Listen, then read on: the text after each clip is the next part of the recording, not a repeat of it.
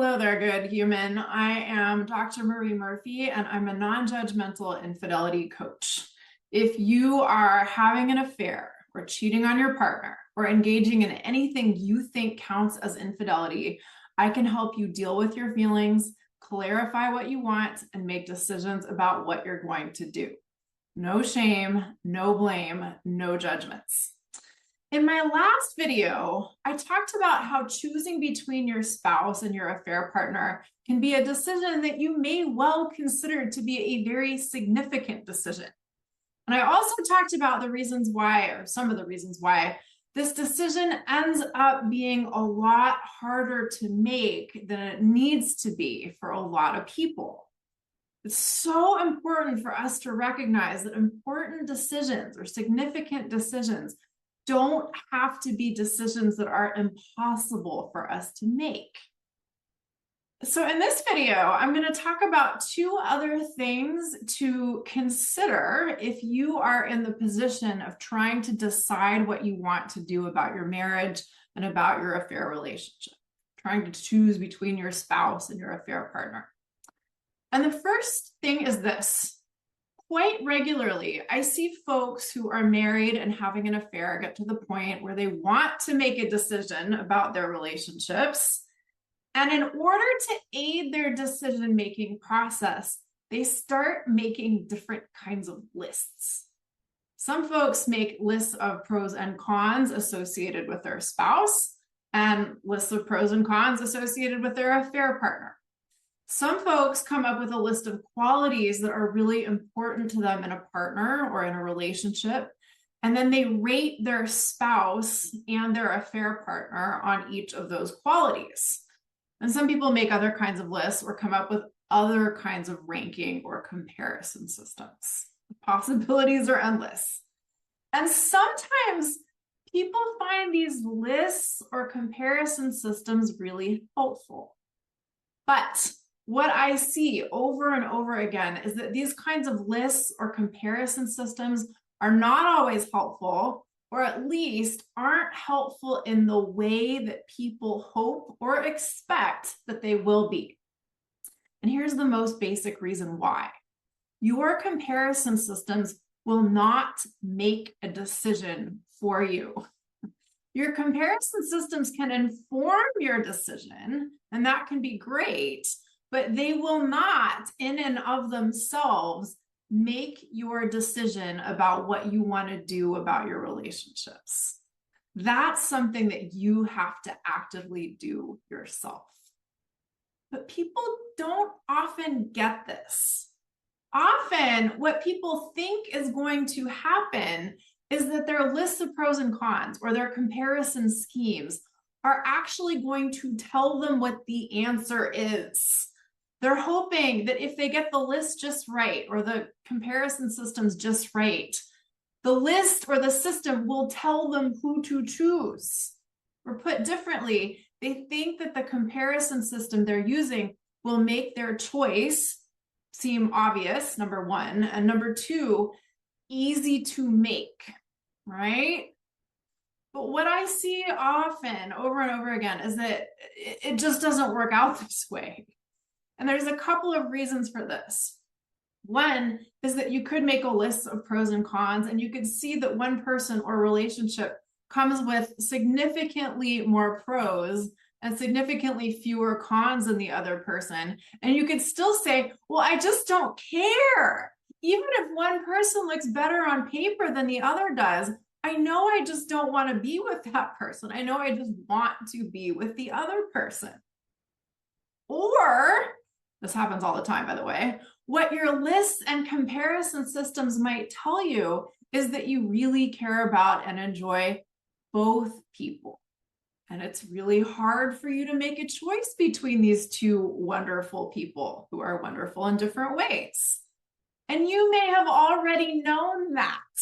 That might have been exactly the problem that you were trying to solve when you made your list or your fancy comparison system in the first place, right? Now, what some people do when they hit that point is they double down on the math. they come up with more complicated scoring or ranking or comparison systems. They start assigning more weight to certain qualities in their partners. And they do all of these sophisticated calculations in the hope that changing the math will somehow give them an answer. I have yet to see this work for anyone. And what I mean by that is I have yet to see anyone come to a satisfying decision between their spouse and their affair partner by doing some crazy mathematical comparison system thing.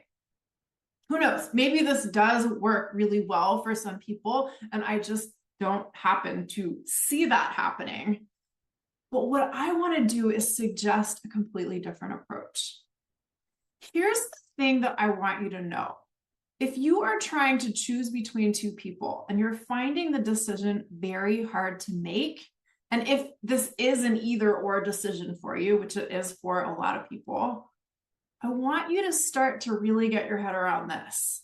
If you are going to make a decision, you are going to have to give something up. To be more explicit about it, if you choose between your spouse and your affair partner, you will be relinquishing a certain form of connection with one of them. And that connection, or certain aspects of it anyway, may be or have been unique and uniquely wonderful. And you may not want to give that up.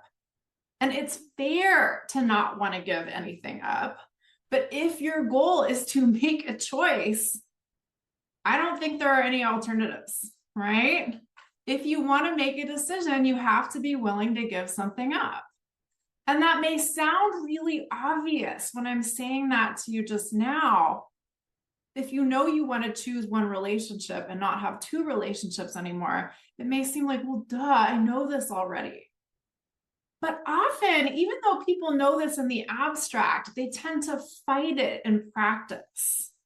People kind of operate as if making the perfect choice will mean that they won't have to give anything up.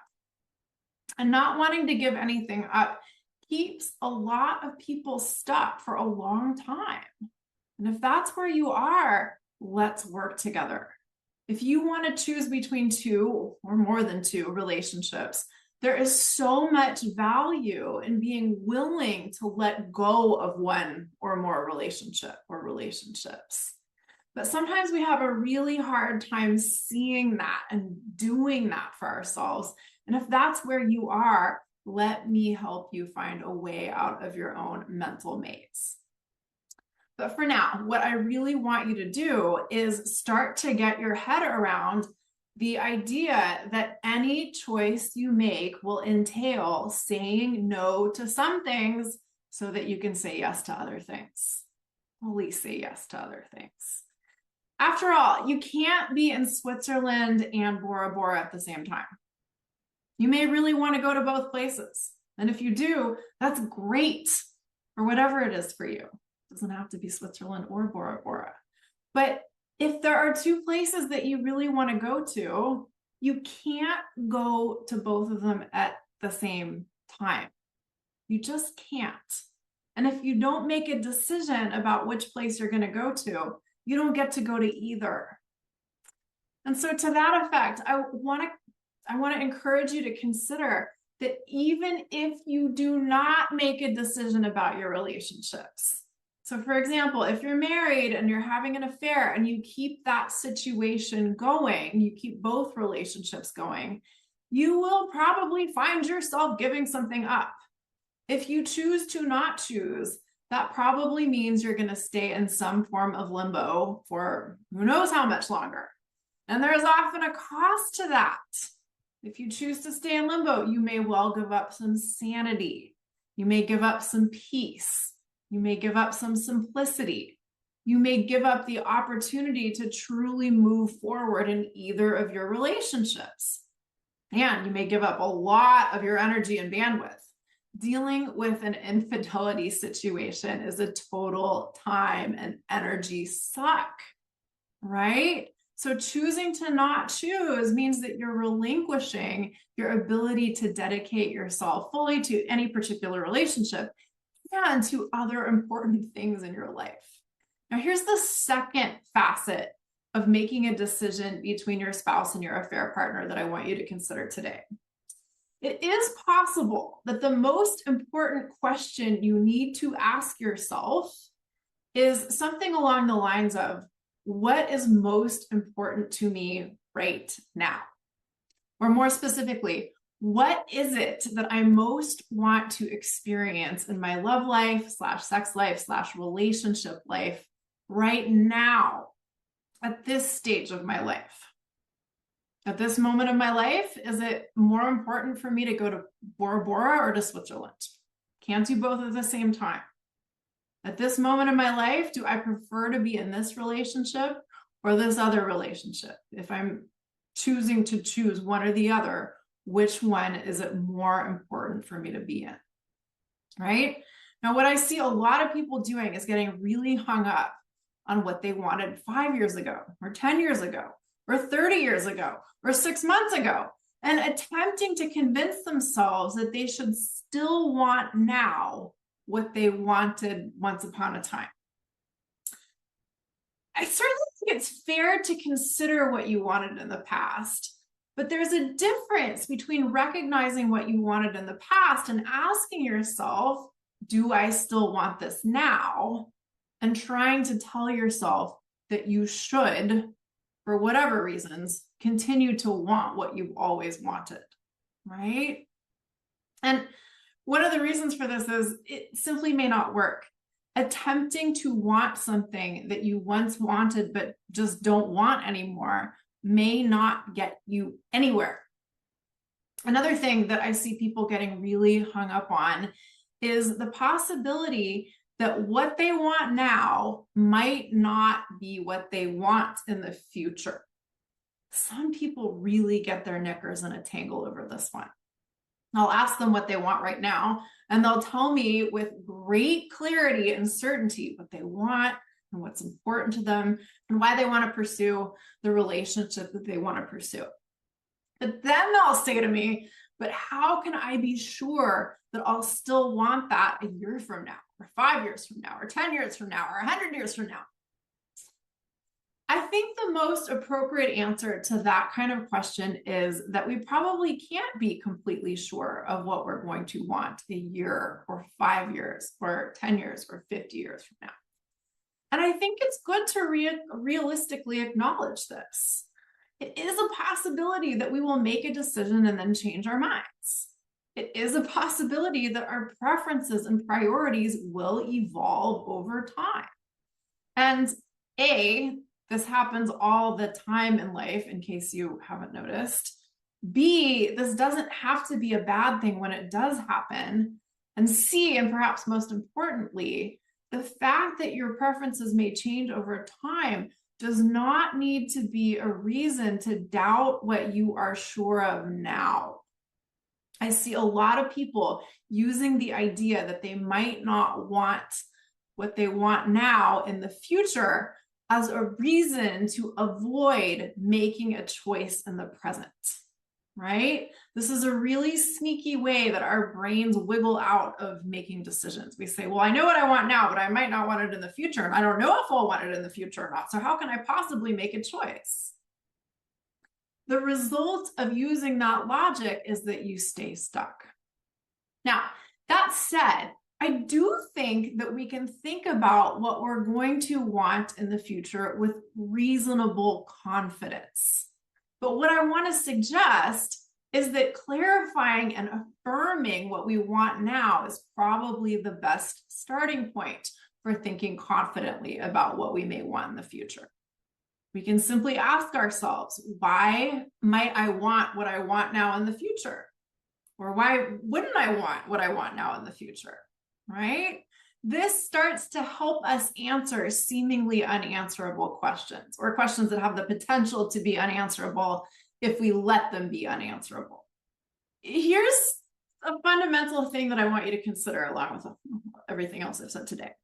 You are allowed to want different things as you move through life. You are allowed to want different things from partnership and relationships and sex and romance and intimacy and connection as you move through your life. You are allowed to choose to experience new and different things as you move through your life. Now, of course, if, for example, you're married and you choose to leave your marriage so that you can explore a non-affair relationship with the person who's currently your affair partner, there will be things you need to do in order to make all of this happen. But that's a whole nother set of topics for another time. And similarly, if you choose to give up your affair relationship, that will be a thing that you have to deal with too. But again, that's another thing for another day. The point for now is that it's okay for your preferences to evolve. And so, what I want you to ask yourself is, what do you want in your love life, sex life, relationship life, intimate life right now? And I want you to let your answers to that question or set of questions help you choose between your spouse and your affair partner. And of course, if you want help and support making this decision, which you very well might, I am here to help and support you. You can enroll in my online course. You're not the only one. And with a few clicks of a mouse, you'll get access to teachings and assignments that will help you make clear decisions about your relationships that you will not regret. And if you want my personalized support, and we can work together one-on-one via Zoom. To enroll in You're Not the Only One, or to get started working with me privately, which is to schedule an introductory coaching session, go to my website, mariemurphyphd.com. Deciding whether you want to end your marriage and pursue a non-affair relationship with your current affair partner can be a big decision, but it does not have to be an impossible decision. Let me help you make this decision systematically and deliberately for reasons you feel great about. All right. Thank you so much for tuning in. That's it for this time. Bye for now.